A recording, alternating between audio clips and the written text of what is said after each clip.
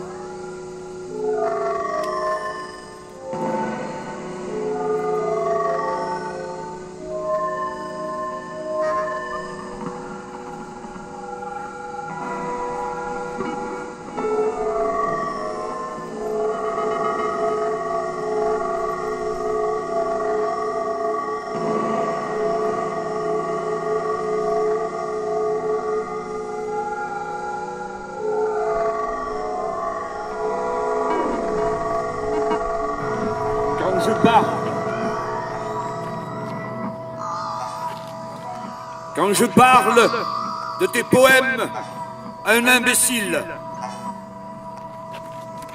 c'est comme si je pissais face au vent, en voulant que le vent change de direction. Les imbéciles sont vraiment nombreux sur Terre, sûrement plus nombreux que les poèmes que tu écris. Un imbécile ne porte pas de montre, mais décide de l'heure quand on parle de toi. Un imbécile peut diviser par 0 ton espérance. Un imbécile peut faire pleurer les oignons quand il parle de son suicide en affirmant qu'on l'assassine. Un imbécile feint d'ignorer la vérité en truquant une photo de la poésie.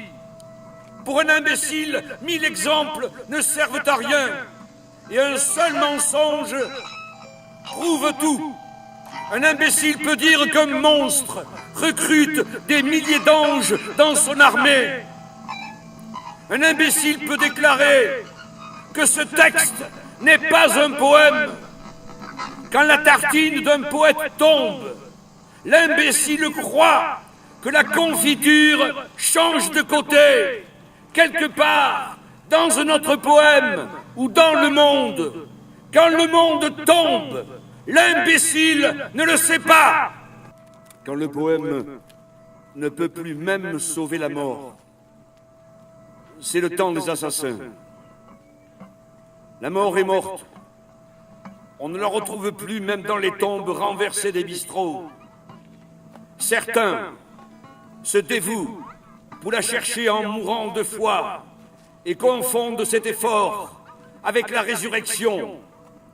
Le café est mort, la table est morte, le pain est mort, la télé filme des morts applaudissant d'autres morts qui courent derrière des ballons. On le sait, les morts votent pour les morts.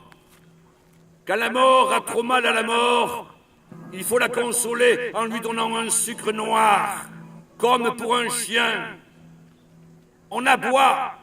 En vivant, on ne fait que retrouver des morts qui ne nous attendent plus, et c'est cela qu'on appelle la mort. Les tombes sont des berceaux construits par des bébés en ciment. Notre seule façon de naître est de tuer. C'est le temps des assassins. L'unique vertu de l'homme est qu'il sait qu'un sac ne reste pas debout s'il est vide. Un poème ne vaut rien si on n'en fait pas quelque chose. Ainsi comme la maison était à l'abandon, les fantômes sont venus retourner le champ de pommes de terre. Je les ai aidés comme j'ai pu, en faisant avouer mes mains des poèmes qu'elles n'avaient pas écrits. Les faits divers dans le journal remplacent les titres. Un guerrier s'est arraché la tête pour jouer au football durant la récréation de la lutte des astres. Le jeune garçon de la lune n'a pas essuyé les traces que les escargots ont laissées sur son visage. Le fleuve se lave tout nu sous le pont avec quelques noyés. Tout est difficile. L'oiseau rouge qui sort de ma bouche se déchire dans le souvenir de poupées pendues à un grillage. Nous conseillons à nos enfants de ne jamais fermer les volets un soir de grand vent. Le soleil est une bouche qui ne sait pas manger. Tu m'as remis une valise ouverte avec un cahier sans couverture, 2 oiseaux et une poignée de balles, comme des dents arrachées à la bouche d'un livre. Je suis désormais responsable d'une valise ouverte devant moi. Mais tous les deux, nous savons qu'une véritable valise n'arrive jamais à destination. Une valise transporte parfois un seul livre, ou un seul mort, ou l'espérance d'arriver, ou celle de partir. Parfois, nous portons une valise qui ne contient rien, simplement pour tromper un voyage qui voyage avec nous, un passage à niveau, ou une direction que nous n'avons pas choisie. Une valise est plus forte qu'un train, ou qu'un avion, ou qu'un livre de philosophie. Une valise est plus grande qu'un nom. Dans une valise perdue se mélangent tous les paysages et toutes les directions. Une véritable valise ne transporte rien, ou sûrement toutes les gares et tous les trains, ou un seul livre de philosophie. En vérité, une valise ne travaille qu'à fuir celui qui la porte, ou à le rattraper une seule fois. Notre valise est une étoile de la nuit. Notre valise est toute la nuit. Notre valise est entièrement une valise. À l'intérieur de notre valise, il y a une valise abandonnée que les autres valises ont oubliée. Notre valise ne transporte qu'une photo que le temps a pris en photo. Notre valise est un secret qui transporte une valise vers l'infini des valises, où tous les voyages ont perdu leurs clés. Puisque notre nature est de piquer, nous sommes des moustiques. Ce n'est pas vrai. Nous avons jeté vivants du haut des immeubles nos ennemis intérieurs. Ce n'est pas vrai. Nous arrêtons ceux qui chantent les chants de libération pendant les mariages de la philosophie. Ce n'est pas vrai. Nous avons interdit l'avortement et la pilule pour les juments. Ce n'est pas vrai. Nous avons transformé nos chiens en bombes pour faire des rimes avec les tombes. Ce n'est pas vrai. Nous chassons les amoureux et le sable le long des lèvres de la mer. Ce n'est pas vrai. Nous avons interdit les cafés et les fêtes.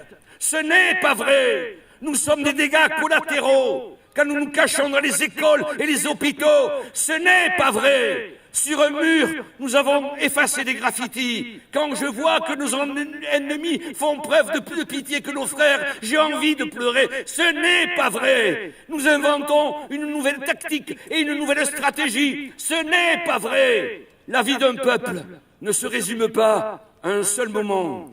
Et une suite de moments ne fait pas toujours un poème. Ce n'est pas vrai. La vérité, seule, est révolutionnaire. Ce n'est pas vrai. Seuls les poèmes sont des crimes de survie. Ce n'est pas vrai. Ce que nous avons dit est vrai. Ce n'est pas vrai. Parfois, j'ai envie de parler des anges brûlés que je trouve le matin sous la fenêtre, pendus à des montres d'araignées. Ils se partagent ma mort, graine à graine, et font pousser une vie que je ne connais pas, où il n'y a ni rétroviseur, ni fusil, ni flaque d'eau, qui fracture l'image incertaine qui nous multiplie. Je les lave lentement dans le premier bol qui attend le jour, puis je les laisse couler dans l'évier avec l'eau usée de la vaisselle. Quand la poésie a mal à sa mort, il faut la faire vivre avec un sucre. On sait que les chiens aiment cela, et aussi le café de Witold Gombrowicz quand il veut oublier la réalité. Mais la poésie n'est pas un morceau de sucre dans le café pour faire passer son amertume. D'ailleurs, elle n'est ni le café, ni le sucre, ni la tasse. Peut-être seulement la cuillère qui réveille le noir du café en cassant la tasse et en laissant des taches comme des gouffres sur la nappe. Les poètes du sucre ont peur de la poésie et contemplent leur sucrier en croyant que c'est un poème. Ils ont oublié le noir du café et l'ont remplacé par la blancheur propre de leur sucre. Nous sommes cernés par les cibles. Si nous sommes seuls au centre d'un peloton d'exécution qui s'est mis en cercle autour de nous, et non comme d'habitude alignés face au mur, derrière nos épaules, notre condition reste évidemment toujours celle d'une cible. Nous devenons cependant un cas particulier des mondes des cibles et des pelotons d'exécution. Si nous renversons l'angle de vue de la géométrie, tout en restant seuls au centre du peloton, et que nous décidons que chaque membre du peloton devient une cible à éliminer, nous pouvons dire que nous sommes cernés par les cibles. Notre stratégie est la suivante: conduire le peloton à se mettre en cercle, puis à se tirer dessus, et nous, par conséquent, en disparaître en tant que cible. Les points de vue de la géométrie sont aussi des points de vue politiques. Regardez depuis la circonférence, le centre d'un cercle n'est pas la même chose que de voir depuis le centre du cercle les points de la circonférence qui font le cercle. Tout cercle est un point de vue. Nous vivons dans un si vaste cercle que nous ne le voyons pas et nous sommes chacun au centre de ce cercle sans savoir que les autres y sont aussi. Il s'agit simplement de rendre visible le cercle que nous ne voyons pas et de le fracturer en plusieurs cercles. Il s'agit aussi pour nous de devenir des centres invisibles pour tirer sur les points visibles des circonférences de ces cercles. En nous déplaçant comme centre, nous faisons bouger le cercle, ou même nous partons à la rencontre d'autres circonférences. Les cercles qui n'ont pas de points cherchent toujours leur centre. Aujourd'hui, les cibles sont si nombreuses que nous pouvons même nous éviter de viser. Nous sommes cernés par les cibles est un mot d'ordre stratégique. Notre société peut se définir comme une accumulation infinie de cibles, même si nous sommes un nombre fini de centres. Il s'agit simplement de passer de l'état de point à celui du centre, de se choisir comme centre et de considérer la circonférence comme un ensemble de cibles et de commencer à l'effacer. On pourrait poser le problème ainsi à la manière de Gramsci. Chaque gland peut penser qu'il deviendra un chêne. Si les glands avaient une idéologie, ce serait justement celle de se sentir enceint de chêne. Mais dans la réalité, 999 glands sur 1000 servent de nourriture aux cochons et contribuent tout au plus à créer des saucissons et de la mortadelle. Le soleil est un marteau, le soleil ressemble à l'eau, le soleil est terrible comme l'eau.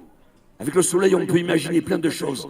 Par exemple, avec une loupe concentrer ses rayons en un seul point sur le cœur de l'ennemi, une loupe peut prendre la forme d'un poème ou la spirale d'un escargot. Il ne s'agit pas d'être nombreux pour tenir la loupe, mais quelques-uns simplement, comme les doigts d'une main, ouverte ou fermée. Dès que nous avons une loupe, il s'agit de commencer immédiatement à concentrer les rayons sur un point que nous avons choisi, car le feu est la condition de notre poème, et le poème, la condition du feu. Ma grand-mère disait que le carré n'a que 4 côtés, mais celui qui le regarde devient son 5e angle. Elle disait, tout vrai poète est un poémien. Aujourd'hui, tu es mon souvenir sans avenir ni passé. Il faut écrire des poèmes qui ne soient pas des poèmes. La poésie aime cela. Dans un pays où l'on dresse une statue pour la liberté, seuls les statues sont libres.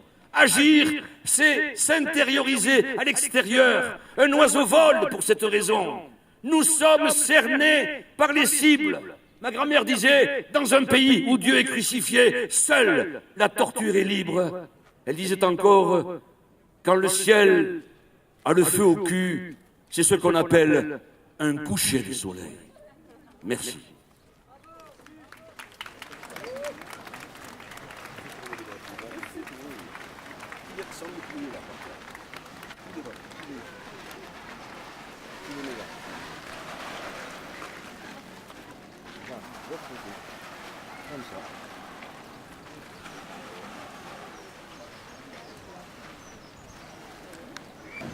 Vive la poésie!